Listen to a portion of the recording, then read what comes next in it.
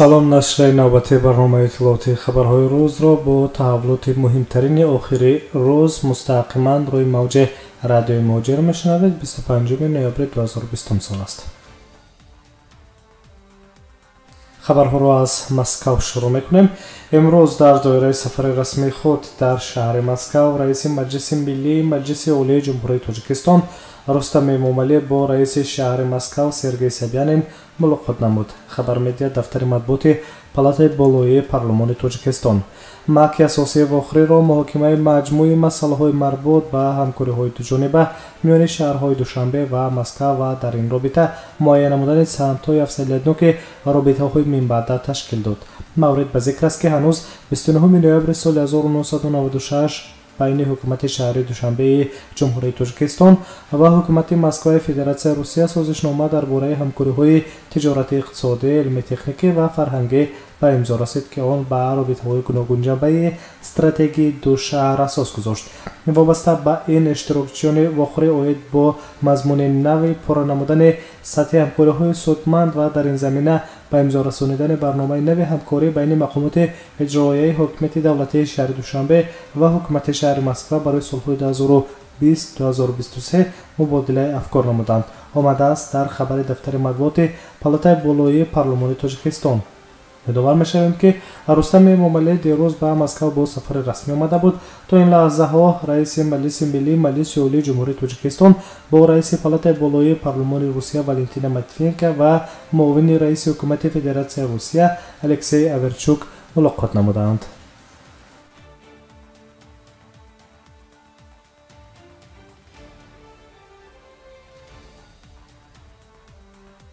در ادامه موضوع روسیه میتواند شماره فیلیال‌های دانشگاه‌های خود را در تاجیکستان افزایش دهد، گفته است رئیس شورای فدراسیای روسیه والنتینا ماتوینکا. امروز چهارشنبه 25 نوامبر در مسکو جلسه کمیسیون همکاری بین شورای فدراسیای مجلس فدرالی فدراسیای روسیه و مجلس ملی مجلس عالی جمهوری تاجیکستان برگزار می‌شود.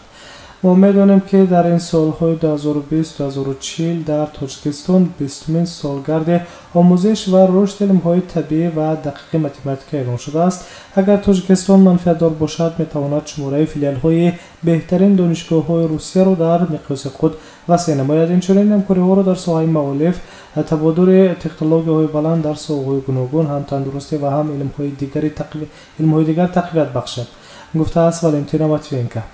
یادآور می‌شویم که سال 2017 پرزیدنت روسیه و تاجیکستان تصمیم گرفتند که لایحه بشردوستانه تبلیغ زبان روسی را آغاز نموده، اینچنین در جمهوری 5 مکتب روسی بنیاد نمایند.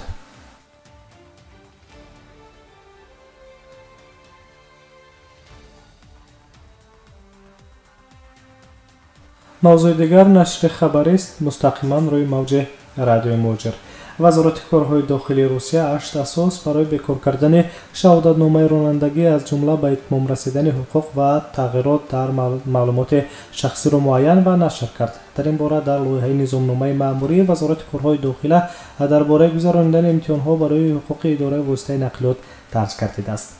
اساسهای اساسی آغاز رسمیت مأموری مهلت اعتباری شهادتنامه رانندگی اگر معلومات شخصی صاحب آن که در شهادتنامه رانندگی موجود است تغییر یابد یا شهادتنامه رانندگی برای استفاده من بعد با سبب فرسوده شوی، ویران شوی یا سبب‌های دیگر غیر قابل استفاده گردد و معلوماتی در آن ذکر شده معین کردن امکان پذیر است که شهادتنامه رانندگی در اساس حجت‌هایی که طبق ترتیب مقرر شده قلبک اعتراف شده‌اند داده شده است گفته می شود در حجت. اینچنین زمینه برای بکار کردن حقوق آن است که اگر عریضه درباره گم کردن شهادتنامه رانندگی داده شده است یا شهادتنامه نو داده شده است، اینچنین تصدیق آن که راننده واسطه نقلیات نشان دهنده های منفی تیپ دارد. طبق این سند بکار کردن شهادتنامه رانندگی در مدت 10 روز کاری صورت میگیرد. پس از بکار کنه چنین حقوق به موادهای علاوه کرده می شود که برای دادن شهادتنامه نوی رانندگی اساس بودند. در حجت اینچنین گفته می شود که اگر شهادتنامه رانندگی ملی روسیه بکار کرده شود، پس شهادتنامه بین‌المللی در اساس آن داده شده نیز از اعتبار ساقط دانسته می شود. مقررات نوی مأموری باید از 1 اپریل سال 2021 اعتبار پیدا کند.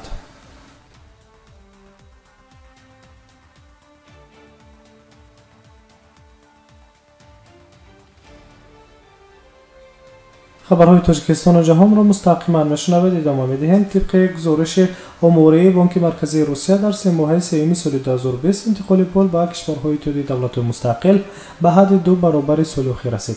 از ماه ایول تا سپتامبر سال 2020 از روسیه به بلاروس، قزاقستان، ارمنستان، آذربایجان، قرقیزستان، مولداوا، تاجیکستان و ازبکستان 1.9 میلیارد دلار فرستاده شده است.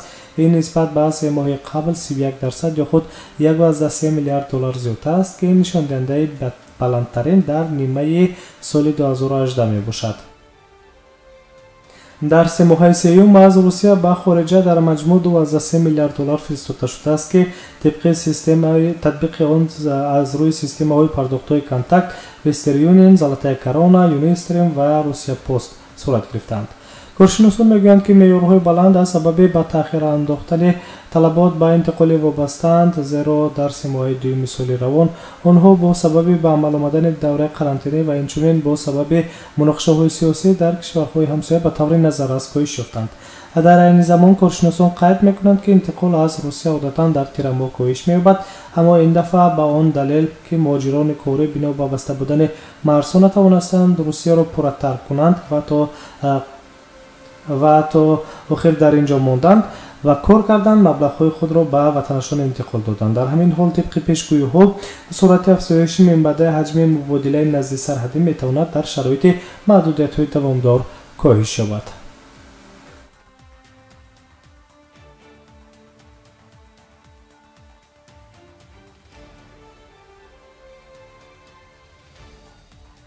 ادامه خبرها و از روسیه به قطعه اروپا می رویم. خدمات نجات‌دهی بحری و گواردی شهروندی اسپانیا بیش از 300 مهاجر را که در قایق‌ها در بحر غرق شدند نجات دادند. خبر می‌دهد خدمات اضطراری جزیره‌های کاناریا در صفحه توییتر شب گذشته خدمات نجات‌دهی بحری و گواردی شهروندی بیش از 300 مهاجر را که با 11 کشتی در بحر غرق شدند نجات دادند. آمده است در اطلاعیه.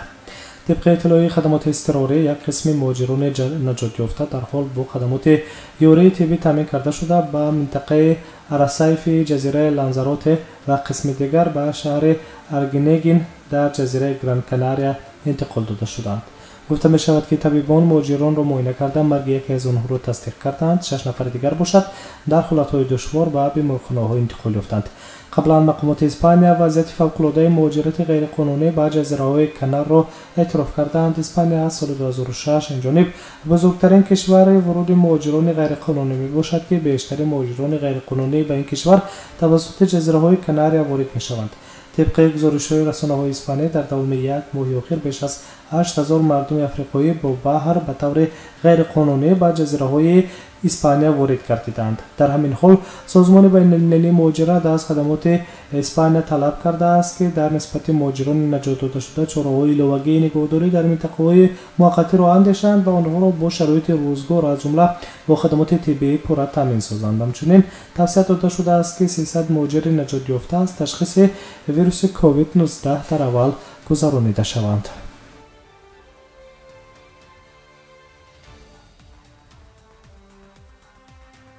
تحولات آخرین امروزه تاجیکستان و جهان بود مستقیما در روی موج رادیو موجر. سلامت باشید.